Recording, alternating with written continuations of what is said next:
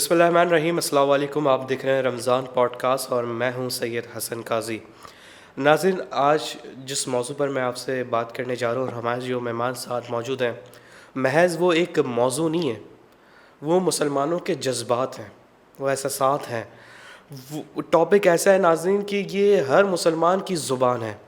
ہر مسلمان کے جذبات ابھرتے ہیں جب ہم یہ سارے معاملات دیکھتے ہیں جو مسلمانوں کے ساتھ بے دردی سے کیا جا رہا ہے. فلسطین میں، غزہ میں مسلمانوں کو بے دردی سے شہید کیا جا رہا ہے، اور عالم اسلام، عالم دنیا اس وقت خاموش اور بت بن کر تماشا دیکھ رہے ہیں. ناظرین، ہمارا دل دکھتا ہے اس وقت جب ہم دیکھتے ہیں کہ معصوم ننھے بچے جن کی عمر کاپی کتابوں کے ساتھ، جن کی عمر کھیلنے کی ہے، جن کی عمر اسکول جانے کی ہے، وہ فلسطین میں، غزہ کی گلیوں میں جو بارود کی ہواؤں میں وہ سانس لے رہے ہیں. کچھ ویڈیوز ہمارے پاس آتی ہیں جو ہم سوشل میڈیا پر دیکھتے ہیں کہ اسرائیل بمباری کرتا ہے، بچے شہید ہوتے ہیں، کسی بچے کا ہاتھ کٹا ہوا ہوتا ہے، کسی کا گلا کٹا ہوا ہوتا ہے، کسی کی آنکھ خراب ہوئی ہوتی ہے.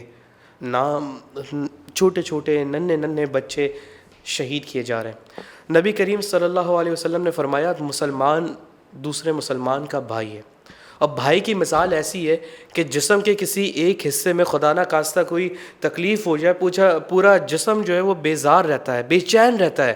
مسلمان کی دوسرے مسلمان کی مثال بھی ایسی ہے کہ وہ جب کسی مسلمان بھائی کو تکلیف ہو تو دوسرا مسلمان بے چین رہتا ہے. لیکن آج ہمارے صرف ایک مسلمان نہیں، ہمارا جو پوری ایک نسل فلسطین میں مسلمانوں کی ہے جس کو نسل کشی کی جا رہی ہے اسرائیل کی جانب سے. اور اس وقت جو مسلمان ہیں، جو دنیا میں بسنے والے ہیں، وہ بے چین ہیں. حالانکہ حکمران طبقہ اس کے کان پہ جو بھی نہیں ریگ رہی، لیکن مسلمان بے چین ہے، ہماری قوم بے چین ہے. ایمز ٹی وی شروع سے ہی اس موضوع پر بات کرتا ہوا آ رہا ہے کہ آپ نے دیکھا ہوگا پچھلی رمضان بھی ہم نے پوری رمضان ٹرانسمیشن ہم نے اس موضوع پہ رکھی اور ہم نے غزہ کے لیے آواز بلند کی. ہم نہیں ہیں پورے پاکستان میں، بلکہ پورے پاکستان میں پوری دنیا میں اس پہ آواز اٹھائی جا رہی ہے. انفیکٹ نان مسلم بھی اس پہ آواز اٹھا رہے ہیں. نبی کریم صلی اللہ علیہ وسلم نے فرمایا، اور یہ حدیث ان حکمرانوں کے لیے جو آنکھیں بند کر کے سوئے ہوئے. نبی کریم صلی اللہ علیہ وسلم نے فرمایا کبھی جہاد کی طلب مت کرنا، لیکن جب جنگ مسلط کر دی جائے تو ان کے سروں پر وار کرنا. اس وقت عالم اسلام میں ایک جنگ مسلط ہے اور اسرائیل اور یہود اور نصارہ مسلمانوں کی نسل کشی کر رہے ہیں. ہمارے ساتھ جو موجود ہیں، جو گیسٹ، وہ کسی تعارف کے محتاج نہیں ہیں.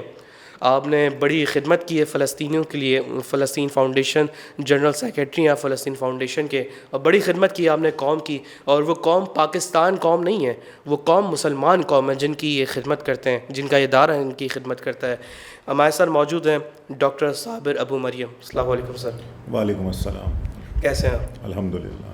صابر صاحب، پچھلے سال آپ آئے، ہم نے اس موضوع کو اٹھایا، ہم نے اس پہ گفتگو کی، لیکن آج جب ہم دیکھتے ہیں، اس وقت جب آپ آئے تھے تو 10,000 5,000 شہید تھے.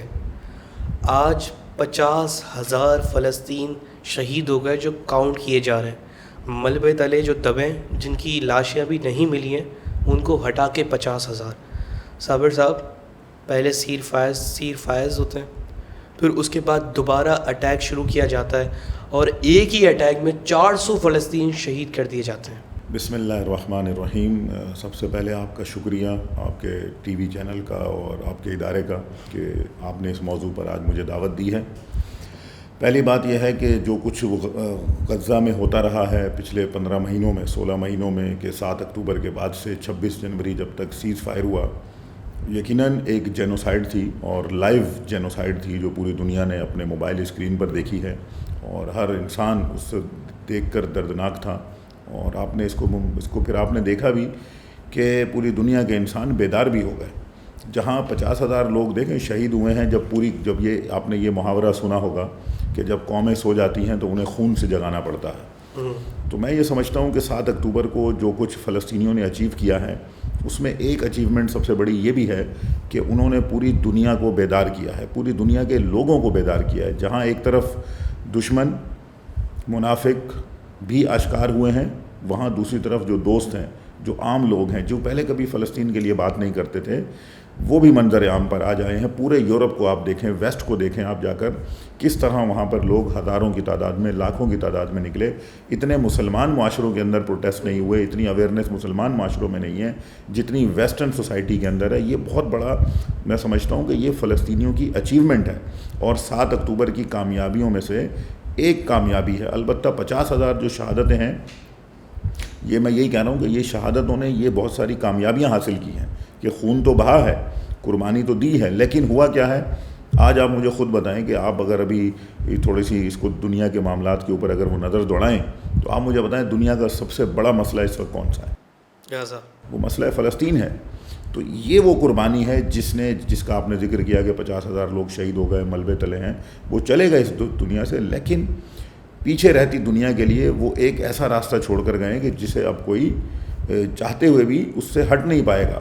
یعنی اب کوئی ایک باضمیر انسان, یعنی اب تو باضمیر بھی چھوڑے, اب تو اس کی ڈیفینیشن اتنی نیچے آ گئی ہے کہ اگر کوئی انسان ہے جس کے سینے میں دل ہے وہ کیسے خاموش رہے گا؟ وہ نہیں رہ رہا خاموش, وہ بول رہا ہے. تو یہ ایک میں سمجھتا ہوں کہ جہاں ایک ظاہری نقصان ہے کہ 50,000 افراد, نفوس, انسان دنیا سے چلے گئے, بے یار و مددگار ہو گئے, ان کے بچے مارے گئے, ان کی خواتین ماری گئی, گھر ملبے کا ڈھیر بنے, لیکن انہوں نے کئی ارب لوگوں کو بیدار کر دیا ہے, حق کے راستے پہ کھڑا کر دیا ہے, دشمنوں کے سامنے کھڑا کر دیا ہے, اور باطل اور حق کی تمیز میں کھڑا کر دیا ہے.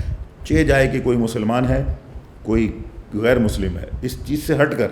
صابر صاحب, تو آپ نے بات کی ہے 7 اکتوبر کی. 7 اکتوبر 2023 کو طوفان الاقصی شروع کیا جاتا ہے. حماس کو پتہ ہے کہ اس کی صلاحیت کتنی ہے, اور یہ ٹیبل کا ایک دوسرا رخ بھی ہے جو ہمیں دیکھنے کی ضرورت ہے. حماس کو پتہ ہے اس کے پاس ہتھیار کتنے ہیں. حماس کو پتہ ہے کہ وہ جنگ کتنی دیر تک لڑ سکتا ہے. حماس کو پتہ ہے کہ اس کے پاس کیا کیا فیسلٹیز ہیں, اور حماس کو یہ بھی پتہ ہے اس کا دشمن اس سے ڈبل ٹرپل دگنا تگڑا ہے, کہ جب وہ اٹیک کرے گا تو اس کا ریئیکشن ضرور آئے گا. اور یہ خدشہ بھی حماس کو یہ لگا ہوگا کہ وہ فلسطین کو, غزہ کو جب وہ ریئیکشن دے گا تو صفائے ہستی سے نہ مٹا دے. تو یہ سب پتہ ہونے کے باوجود حماس اٹیک کرتا ہے اور طوفان الاقصی کا آغاز کرتا ہے. تو اس میں یہ بھی تو دیکھ سکتے ہیں نا کہ ہم پہلے 1-2 شہید ہو رہے تھے, اب 50,000 سے زائد شہید ہو گئے. دیکھیے, پہلی بات یہ ہے کہ اس سوال کو اٹھانے سے پہلے فلسطین کی تاریخ معلوم ہونی چاہیے کہ یہ سٹوری 7 اکتوبر کی نہیں ہے. یہ سٹوری 1902, 1917, 1948 کی ہے. 1 صدی سے اوپر کی سٹوری ہے. 100 ایئرز کی سٹوری ہے, جس میں 50,000 نہیں 5 لاکھ سے زیادہ لوگ جو ہے وہ شہید ہو چکے ہیں 1948 سے اب تک. 15 لاکھ لوگوں کو تو صرف ایک دن میں گھروں سے انہوں نے نکال دیا تھا, یوم نکبہ کے دن 1948 میں 15 مئی کو. اور 15 مئی کو ہی 600 دیہاتوں میں 600 ولیجز کے اندر اسرائیلی جو تھے غاصب, انہوں نے قتل عام کیا, اور ایک دن میں 25,000 سے زیادہ لوگ انہوں نے قتل کر دیے تھے ایک دن میں. ابھی آپ تو 15 مہینے میں 50,000 لوگوں کی بات کر رہے ہیں. تو یہ ساری باتیں اپنی جگہ پر ایک جس کو کہنا چاہیے کہ میڈیا پروپیگنڈے کے اندر تو یہ ٹھیک ہے کہ ہوتی ہیں کہ بھئی حماس نے یہ کیوں کیا, کیسے کیا, نہیں کرنا چاہیے تھا. 50,000 لوگ تو آلریڈی شہید ہو رہے تھے, تو 1948 سے مارے جا رہے تھے, وہ کیا کرتے؟ اسی طرح مار کھاتے رہے. انہوں نے وہ کیا کہ جو ان کو ٹھیک لگتا ہے. ان کو پتہ ہے کہ اگر ہم یہ کریں گے تو ہماری بقا ہے, اگر ہم نے یہ نہ کیا اس کا مطلب کہ پھر ہم نے 100 سال اور مار کھانی ہے. اب جو صورتحال ہے, اب اسرائیل کو اپنے لیے اس کو سیف گارڈ چاہیے, اس کی سیکیورٹی داؤ پہ لگ گئی ہے. اس کا انٹیلیجنس سسٹم کو پوری دنیا کے سامنے فیل کر کے رکھ دیا ہے. جو ان کی سیکیورٹی کا فینومینا تھا اس کو توڑ کے رکھ دیا ہے. تو یہ ساری چیزیں بالآخر 7 اکتوبر کے بعد ہوئی ہیں. تو حماس نے بھی یہ ساری پلاننگ کرنے کے بعد یہ کام کیا تھا. ان کو ہم سے زیادہ یہ پتہ تھا کہ ہم کتنی دیر تک جنگ کر سکتے ہیں. وہ اپنے وہ دشمن کو, ہم یہاں بیٹھ کر اپنے اسرائیلی غاصب دشمن کے بارے میں کتابوں اور معلومات کے ذریعے جانتے ہیں کہ اس کے پاس کیا ٹیکنالوجی ہے. جو ہمارے بھائی فلسطین میں ہیں, جن پر قبضہ ہوا ہے, جن پر ظلم ہو رہا ہے, وہ غاصب صہیونی ریاست اسرائیل کو پچھلے 70-80 سال سے فیس کرتے ہوئے آ رہے ہیں. انہیں ہم سے 100 گنا زیادہ پتہ ہے. تو انہوں نے بڑی کیلکولیشن کے ساتھ, بڑی جس کو کہنا چاہیے کہ حساب کتاب کے ساتھ 7 اکتوبر کا آپریشن کیا تھا. یہ اس کو کوئی اٹیک نہیں کہا جاتا, بلکہ اس کو ایک ڈیفینسو آپریشن کہا جاتا ہے, کہ جو ایک دفاعی کارروائی ہے. اور ان کا رائٹ ہے. جب آپ ان کو ماریں گے, ان کے بچے قتل کریں گے, ان کی خواتین کی بے آبرو کریں گے, ان کے گھروں کو بمباری کریں گے, تو وہ کیا کریں گے؟ وہ کیا بیٹھ کے تماشا دیکھیں گے؟ یہ بات ہمیں ٹی وی چینلز پہ بولنا, سوشل میڈیا پہ بولنا آسان ہے کہ حماس سامنے حماس کا دشمن ٹکرا تھا لیکن حماس نے اٹیک کیا, یہ بولنا آسان ہے. اور یہ میں نے کوئی اپنی بات نہیں کی, یہ جنرل بات کی ہے جو ایک پروپیگنڈا کیا جاتا ہے کہ بولنا آسان ہے کہ ہم حماس نے یہ کر دیا, حماس نے وہ کر دیا, لیکن جو وہاں پہ رہنے والے لوگ ہیں, ہم تو صرف اپنے منہ سے الفاظ ادا کر رہے ہیں, ایک اپنی ذہنیت بتا رہے ہیں. جو وہاں پہ سروائیو کر رہے ہیں, جو شہید ہو رہے ہیں, جو جن کے بازو کٹ رہے ہیں, جن کے سر کٹ رہے ہیں, جن کی مائیں اپنے بچوں سے کھو رہی ہیں, جن کی بہنوں کی عزتوں کو لوٹا جا رہا ہے, ان کے لیے بڑا سخت یہ عمل ہے. صابر صاحب یہ بتائیں, ابھی امریکہ میں الیکشن ہوتے ہیں, ٹرمپ آنے سے پہلے یہ اعلان کرتا ہے کہ غزہ کی جنگ کو ختم کیا جائے گا, یوکرین کی جنگ کو بھی ختم کیا جائے گا, یہ بات کرتا ہے. لیکن جیسے ہی الیکشن میں سلیکٹ کیا جاتا ہے اور آ کے حکومت سنبھالتا ہے, وہ غزہ کو ایک جزیرہ بنانے کا سوچ رہا ہے اور جو غزہ کے مکین ہیں ان کو بے دخل کرنے کی بات کر رہا ہے. دیکھیے, سب سے پہلے تو ڈونلڈ ٹرمپ کے بارے میں جو لوگ امیدیں لگاتے ہیں, جو کہتے ہیں کہ ڈونلڈ ٹرمپ بڑے اصلاح پسند ہیں, بڑے امن پسند ہیں اور وہ جنگوں کو روکنے والے ہیں, یہ احمقانہ سوچ ہے. ڈونلڈ ٹرمپ پہلے بھی کبھی ایسا نہیں تھا, نہ اس نے الیکشن کمپین میں کوئی ایسی بات کی, نہ اس نے الیکشن جیتنے کے بعد کوئی ایسا عمل اب تک انجام دیا ہے. دیکھیے, یہ سمجھنے کی بات ہے, جو اسٹوڈنٹس ہیں, جو پڑھنے لکھنے والے IR اور پولیٹیکل سائنس پڑھتے ہیں, یہ بہت امپورٹنٹ ہے ان کے لیے کہ وہ یہ سمجھیں کہ ڈونلڈ ٹرمپ کیا چیز ہے. ڈونلڈ ٹرمپ نے جو نعرہ لگایا ہے کہ وہ جنگیں نہیں کرے گا, اس کا جنگ نہ کرنے کا کیا مقصد ہے؟ وہ کہتا ہے یوکرین کی جنگ ہے, اس نے یوکرین کو کہا ہے کہ اپنے اسپانسر لاؤ اور جنگ کرو. اس کا اسپانسر کون ہے یوکرین کا؟ یورپ ہے.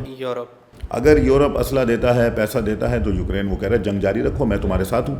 تم سلامتی کونسل میں آؤ گے, میں تمہاری سپورٹ کروں گا. تم یونائٹڈ نیشن میں آؤ گے, میں وہاں بھی تمہاری سپورٹ کروں گا. میں رشیا کے پریزیڈنٹ پوٹن کو دہشت گرد بھی قرار دلواؤں گا, اس کے وارنٹ بھی نکلواؤں گا. یہ وہ ساری چیزیں کہہ رہا ہے, لیکن کہہ رہا ہے کہ میں اپنا پیسہ نہیں لگاؤں گا. اب اس کا مطلب یہ نہیں ہے کہ یہ ڈونلڈ ٹرمپ کوئی امن پسند شخصیت ہے, بلکہ وہ کہہ رہا ہے کہ جنگیں لڑو, ہمارے پیسے سے مت لڑو, ہمارے اسلحے سے مت لڑو, ہمارے پیسے سے نہیں لڑو. ہاں, ہمیں پیسے دو, ہم سے اسلحہ خریدو, ہم دیں گے, جاؤ جا کے مارو. سیم اسی طرح فلسطین کے اندر ڈونلڈ ٹرمپ کو کیئر نہیں ہے فلسطینیوں کی. وہ چاہتا ہے کہ غزہ کے 25 لاکھ لوگوں کو سمندر میں پھینک دے, انہیں قتل کر دے, انہیں نکال دے. کیوں؟ کیونکہ وہ اپنے کاروبار کو دیکھتا ہے. وہ اس نے نیتن یاہو کو بھی یہی کہا ہے. نیتن یاہو کو کہا ہے کہ اگر تم نے غزہ پہ جنگ جاری رکھنی ہے تو جاری رکھو, میں تمہیں پیسے نہیں دوں گا. یہ اس نے کلیئرلی ابھی لاسٹ میٹنگ میں اس کو کہا ہے. اور نیتن یاہو نے جو دوبارہ حملہ بھی کیا ہے وہ غزہ کے اوپر, جس کا آپ نے شروع میں اپنے انٹرو میں جو ذکر کیا تھا, اس کی ایک بنیادی وجہ یہ سیز فائر کو توڑنے کی ہے کہ ٹرمپ نے اس کو کہہ دیا ہے کہ اپنے اسپانسر لاؤ, اپنے پیسے لاؤ اور جنگ جاری رکھو. اب مصیبت کیا ہے؟ یہ بڑی سمجھنے کی بات ہے. 31 مارچ کو 2025 کو غاصب اسرائیلی حکومت کا بجٹ آنا ہے, بجٹ 2025. اب آپ خود تھوڑا سا اندازہ لگائیے کہ ایک بجٹ ہے, ایک نارمل ریاست چل رہی ہے, مثال کے طور پہ پاکستان ہے, نارمل حالات ہیں, ہمارا بجٹ ہے مثلا $5 ارب. اب اگر انہی حالات میں جنگ ہے تو ہمیں $10 ارب اور چاہیے. تو اب نیتن یاہو $5 ارب کا بجٹ دے گا یا $15 بلین کا دے گا؟ کیا دے گا؟ یہ مصیبت ہے. اب اس نے جنگ اس لیے شروع کی ہے, جو حملے کرنا شروع دے گا نا, بالآخر جہاد آتے ہیں, بمباری کرتے ہیں, ملینز خرچ ہوتے ہیں. یہ تو نہیں ہے کہ جہاد بغیر تیل کے اڑتے ہیں, بغیر ان کی جو ہے نا لاگت ہوتی ہے, ساری کیلکولیشن ہے انٹرنیشنل لیول کے اوپر. تو ڈونلڈ ٹرمپ کو ہرگز یہ نہیں سمجھنا چاہیے ہم لوگوں کو کہ اس کے بارے میں کہ وہ بڑا امن پسند ہے, وہ بہت ہی خیر خواہ ہے. وہ بھی انسان دشمن ہے. وہ کہتا ہے جنگیں لڑو لیکن میں پیسے نہیں دوں گا, مجھ سے خریدو. جو بائیڈن کون سا اچھا تھا؟ جو بائیڈن بھی ایسے ہی تھا. امریکہ کی جو خلاصہ ہے کہ امریکی حکومت کی جو پالیسیز ہیں وہ ہمیشہ سے انسان دشمن پالیسیز ہیں. ان کی 200 ایئرس کی اگر آپ ہسٹری پڑھیں تو 200 سال کی ہسٹری میں آپ کو ملے گا کئی درجن ممالک کے اندر, کئی درجن ملکوں کے اندر انہوں نے جا کر فوجی جارحیت کی ہے, انہوں نے جمہوری جارحیت کی ہے, انہوں نے دہشت گردی کے ذریعے حکومتیں گرائی ہیں. پاکستان کو بھی ایسے ہی کیا ہے. پاکستان کی حکومتیں گرانا, توڑنا, بنانا بھی امریکی انوالومنٹ کے ساتھ ہوتا ہے. اسی طرح جو پاکستان میں فرقہ واریت ہے, جو دہشت گردی ہے, ابھی جو کچھ بلوچستان میں ہو رہا ہے, یہ سارا یہ امریکی منصوبہ ہے. یہ گریٹر بلوچستان کا منصوبہ ہے. لیکن ہمارے حکمران تو انہی کے گیت کا. یہ ایک مصیبت ہے کہ ہمارے یہ ایک لمبی سٹوری ہے, کیونکہ کولونیل سسٹم سے ہم باہر نکلے ہیں اور برطانوی راج تھا یہاں پر, اور ہمارے جو یہ حکمران ٹولہ ہے ان کے باپ دادا اس زمانے میں انگریزوں کے غلام تھے، تو انگریزوں کے جب غلام تھے تو انگریزوں نے ان کو نوازا. پھر جب انگریز چلے گئے تو اب ظاہر ہے کہ وہ اثرات تو باقی ہیں نا. جن خاندانوں کو نوازا گیا، زمینیں دی گئیں، جائیدادیں دی گئیں، لندن میں گھر دیے گئے، امریکہ میں ان کو جزیرے دیے گئے، بہت ساری چیزیں دی گئیں.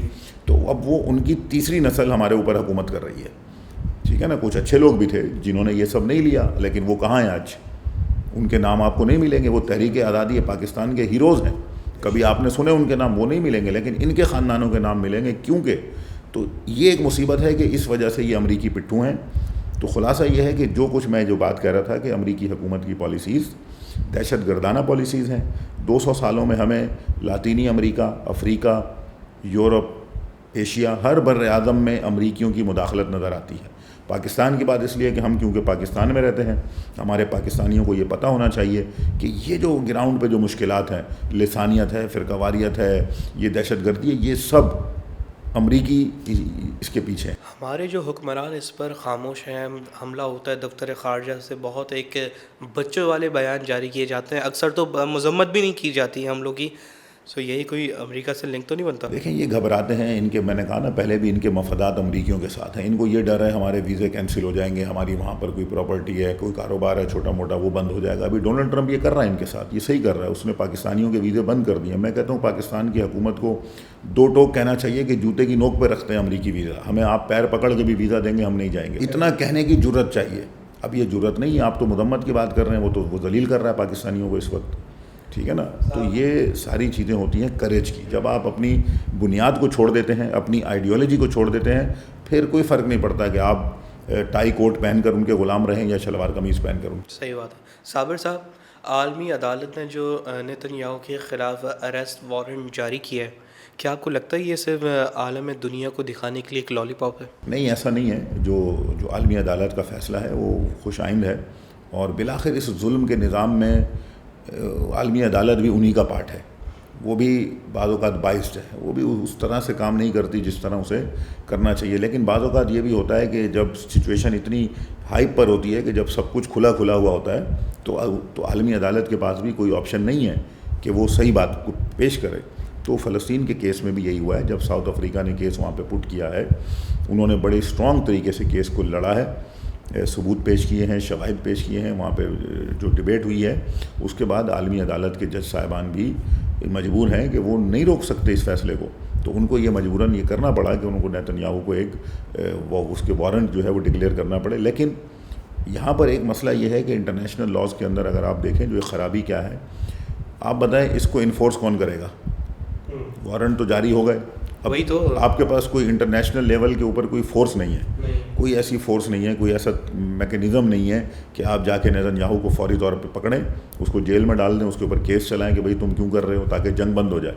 عالمی عدالت کا میرے خیال سے یہ پہلا حکم تھا نا. یہ اس سے پہلے بھی ہے، اس سے پہلے انہوں نے پوٹن کے خلاف یہ کہا تھا، اس سے پہلے اور بھی تاریخ میں وہ کر چکے ہیں. لیکن ایگزیکیوٹ نہیں ہوا. یہ ایگزیکیوٹ نہیں ہوا. اب ایگزیکیوٹ کیسے ہو سکتا ہے؟ دنیا کے 126 ملک ہیں جنہوں نے اسٹیچو آف روم کے اوپر سگنیچر کیے ہوئے ہیں. یہ ایک اسٹیچو ہے جس میں اس کے اوپر دستخط کیے تھے 126 ملکوں نے کہ جو بھی انٹرنیشنل کورٹ کا فیصلہ ہوگا ہم اس کو مانیں گے. اب اگر ان 126 ملکوں کے اندر نیتن یاہو جاتا ہے تو ان پر یہ یعنی لازم ہو جائے گا کہ وہ نیتن یاہو کو فوری طور پہ گرفتار کریں، کیونکہ انہوں نے اس معاہدے پہ دستخط کر رکھے ہیں. لیکن ان ملکوں میں وہ جائے گا ہی نہیں. وہ امریکہ گیا ہے، امریکہ اس معاہدے کا پارٹی نہیں ہے. آپ دیکھیں امریکہ اپنے آپ کو اتنا بڑا ڈیموکریٹک اور انسانی حقوق اور پتہ نہیں کیا کیا، لیکن انٹرنیشنل کورٹ کے جو اسٹیچو آف روم ہے اس کے اوپر اس نے دستخط نہیں کیے. کیوں نہیں کیے؟ کیونکہ اس کو پتہ ہے کہ ہم نے کسی دہشت گرد کو گرفتار ہی نہیں کرنا ہے. جس کو کرنا ہے اپنی بدماشی سے کہیں بھی جا کے وہ کر لینا ہے. ٹھیک ہے نا. تو یہ چیز، یہ سب سے بڑی جو ہمارا جو اختلاف ہے، جو ہم کہتے ہیں کہ امریکہ غلط ہے، تو اس سے مراد عوام نہیں ہے، اس سے مراد امریکہ کی وہ پالیسیز ہیں جو پچھلے 200 سالوں سے پوری دنیا کے اوپر دنیا کی انسانیت کو تباہ و برباد کر رہی ہیں. یمن اور جو شام میں حالیہ تنازع اٹھا ہے، اور یمن میں جو اٹیکس ہو رہے ہیں، شام میں جو حکومت کا تبادلہ ہوا، کس نظر سے دیکھتے ہیں؟ دیکھیے شام میں جو کچھ ہوا اس کے پیچھے بھی امریکہ، اسرائیل اور وہ ترک حکومت ہے، وہ سب کے سامنے کھلی ہوئی باتیں ہیں. کوئی چھپی ہوئی نہیں ہے کہ ترک حکومت نے کس طرح فوجی مداخلت کی، کس طرح انہوں نے دہشت گردوں کو سپورٹ کیا.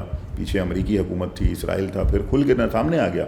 جس وقت یہ جولانی جو پہلے داعش کا دہشت گرد تھا، اس سے پہلے القاعدہ میں تھا، اس نے ہزاروں لوگوں کو وہاں پہ شہریوں کو قتل کیا ہے. اس سے بڑی بات یہ ہے کہ جو شام کے اندر جولانی کے ساتھ جو لوگ کام کر رہے ہیں, جس کے ساتھ اس نے حکومت بنا لی ہے, جو اس کے فوجی ہیں, جو اس کی پولیس ہے, وہ کون لوگ ہیں؟ وہ چیچن ہیں, ازبک ہیں, تاجک ہیں, افغانی ہیں, پاکستانی ہیں. وہ سیرین ہی نہیں ہیں. وہ غیر سیرین لوگ سیریا پہ حکومت کر رہے ہیں اور سیریا کے لوگوں کو مار رہے ہیں. اسی طرح آگے بڑھیے.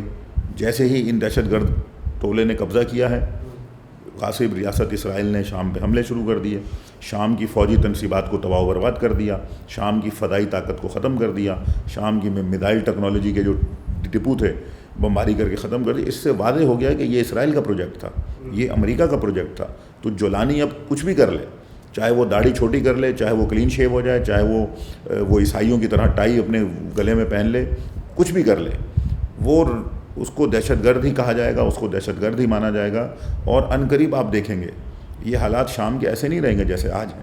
عنقریب یہی جولانی جو اس کو لائے ہیں وہی اس کو پھانسی چڑھائیں گے, وہی اس کو ماریں گے. یہ عنقریب ہوگا. یہ کوئی اتنا دور کی کہانی نہیں ہے. جس طرف خطے کے حالات جا رہے ہیں یہ عنقریب ہے. پھر سے کشیدگی ہوگی وہاں پہ. کشیدگی نہیں ہوگی, یہ جان چھوٹ جائے گی. یہ جو غیر شامی باشندے ہیں جنہوں نے شام پہ قبضہ کر رکھا ہے, شام ان سے جان چھڑائے گا. شام کے عوام اٹھیں گے, شام کے نوجوان اٹھیں گے اور اٹھ چکے ہیں. وہاں پہ ریزسٹنس شروع ہو چکی ہے شامی نوجوانوں نے. وہ دیکھیں کوئی اپنی عزت اور حمیت کے اوپر سودا نہیں کرے گا.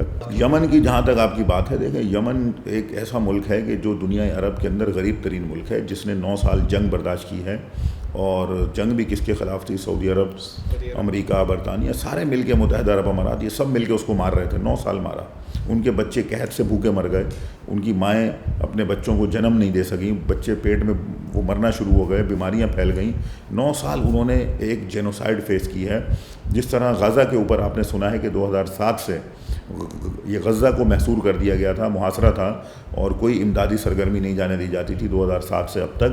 سیم 2015 سے 2023 تک 9 سال یمن کا حال تھا. سمندری راستہ بند تھا, زمینی راستہ کوئی تھا نہیں, بھوک سے بچے مر رہے تھے.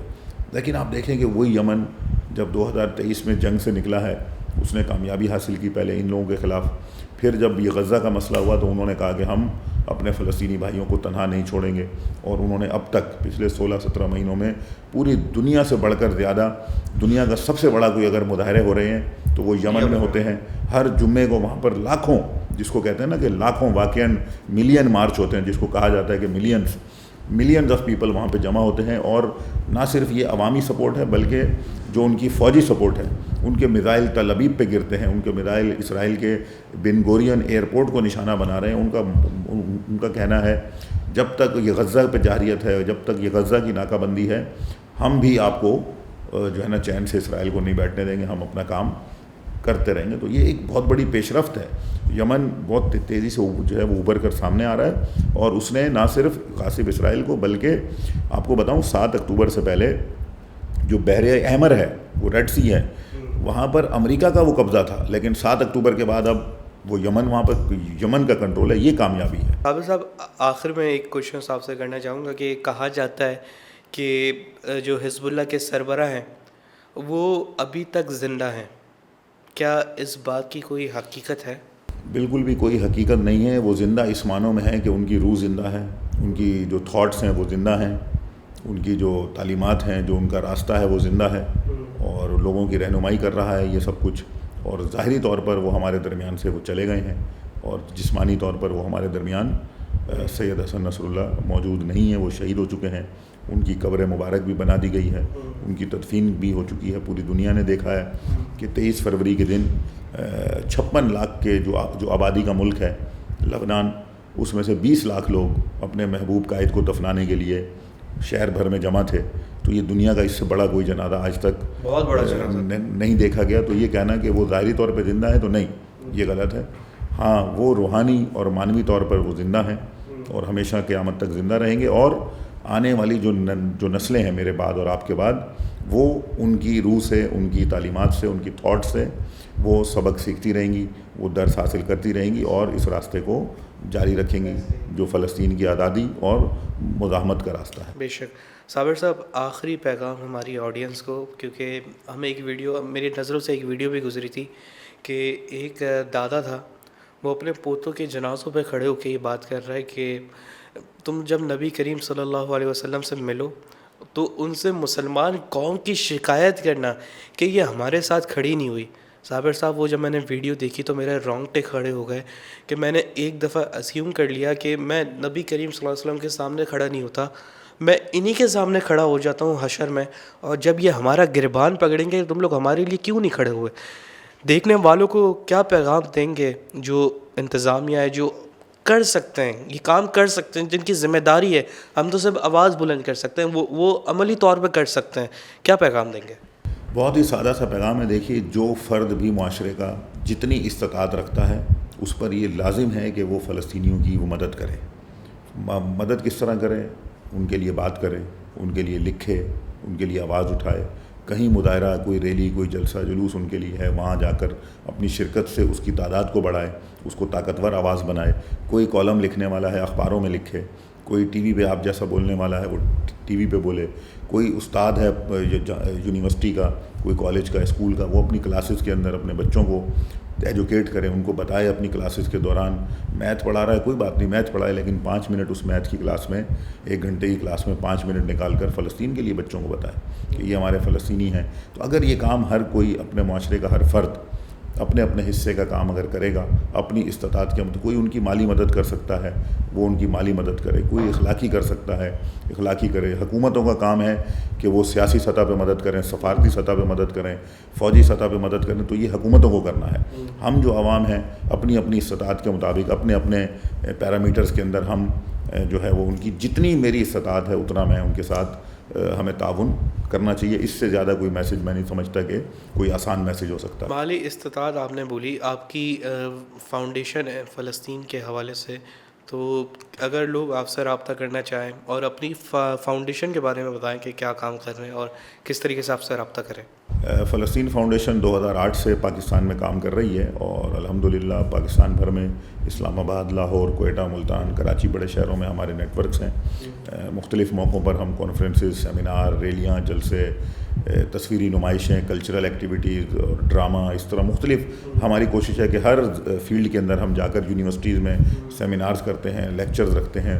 تو اس میں ہمارا یہ ٹارگٹ ہوتا ہے کہ ہر طبقے کو ہم انگیج کرتے ہیں. بنیادی ہدف ہے کہ لوگوں کو اویئرنیس دی جائے, لوگوں تک پیغام پہنچایا جائے, لوگوں کو بتایا جائے کہ فلسطین کی حقیقت کیا ہے, اصل میں کیا ہو رہا ہے. تو اس کے لیے ہر ٹول ہم اور ہر راستہ اختیار کرتے ہیں جو ہمیں کرنا چاہیے, کہ جس میں ہم زندگی کے ہر طبقے کو ٹارگٹ کریں اور اپنا پیغام وہاں تک پہنچائیں.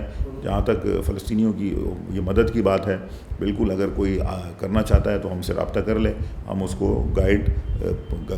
جو گائیڈنس ہے, جو طریقہ کار ہے, وہ ہم اس کو بتا سکتے ہیں کہ کیسے وہاں پہ مدد کی جا سکتی ہے. وہاں پر دیکھیں کھانے پینے کی ضرورت ہے, لباس کی ضرورت ہے, ہر بنیادی چیز جو ایک چھوٹی سی چیز ہے اس کی ضرورت وہاں پر اس وقت بہت بہت اشد ضرورت ہے. تو میں کہتا ہوں کہ ہمیں آگے بڑھنا چاہیے. ہم اپنی 2 روٹیوں میں سے 1 روٹی اپنے فلسطینی بھائیوں کو دیں, 1 ہم کھائیں, تو میرے خیال ہے پیغمبر گرامی کے سامنے بھی ہم کھڑے ہونے کے قابل ہو سکیں گے, اور ان مظلوموں کے سامنے بھی کہ جو آپ کہہ رہے ہیں کہ ہمارا گریبان پکڑیں گے, انشاءاللہ ہم ان کو اپنی استطاعت کے مطابق اپنے آپ کو سرخرو کر سکیں. انشاءاللہ. بہت شکریہ صابر صاحب, آپ نے اپنا قیمتی وقت دیا. اور ناظرین, ہمارے دیکھنے والے جو اس وقت موجود ہیں, جو ہمیں دیکھ رہے ہیں, ہم روز اول سے اس پر آواز بلند کرتے ہوئے آ رہے ہیں کہ خدا کا واسطہ جس میں جو استطاعت ہے وہ اس حساب سے فلسطینیوں کے لیے آواز بلند کرے. اگر کوئی رائٹر ہے, جیسے انہوں نے بولا, کوئی رائٹر ہے, کوئی اینکر ہے, کوئی سوشل میڈیا میں کام کرتا ہے, تو وہ ہر طریقے سے اس وقت فلسطینیوں کے لیے آواز بلند کرنے کی ضرورت ہے. اور خاص طور پر جو مخیر حضرات ہیں ان سے اپیل ہے کہ وہ فلسطینیوں کی مدد کریں, امداد کریں, کیونکہ اس وقت ایک بار پھر واقعہ کربلا کو دہرایا جا رہا ہے. پانی کی, کھانے کی, ادویات کی, لباس کی شدید قلت وہاں پہ پائی جا رہی ہے. سو دیکھنے والوں سے گزارش ہے کہ اس پر عمل کریں, اور ہر طریقے سے, کیونکہ ہمارے علماء اکرام بھی کہتے ہیں یہ جو ابھی لمحہ چل رہا ہے یہ جہاد کا وقت ہے. اور جہاد صرف یہ نہیں ہے کہ ہم جا کے فلسطینیوں کے ساتھ لڑیں, بلکہ ہم جس طریقے سے ہو سکے, زبان سے, ہاتھ سے, یا پھر اپنے مال سے, یا پھر کسی بھی طریقے سے ہم ان کے ساتھ شامل ہوں, اور اسرائیل اور یہود اور نصارہ کے خلاف ہم آواز بلند کریں اور جہاد کریں ان کے ساتھ. اسی کے ساتھ دیجیے سید حسن قاضی کو اجازت. زندگی رہی تو پھر ملاقات ہوگی. اپنا خیال رکھیے گا, دعاؤں میں یاد رکھیے گا. اللہ حافظ.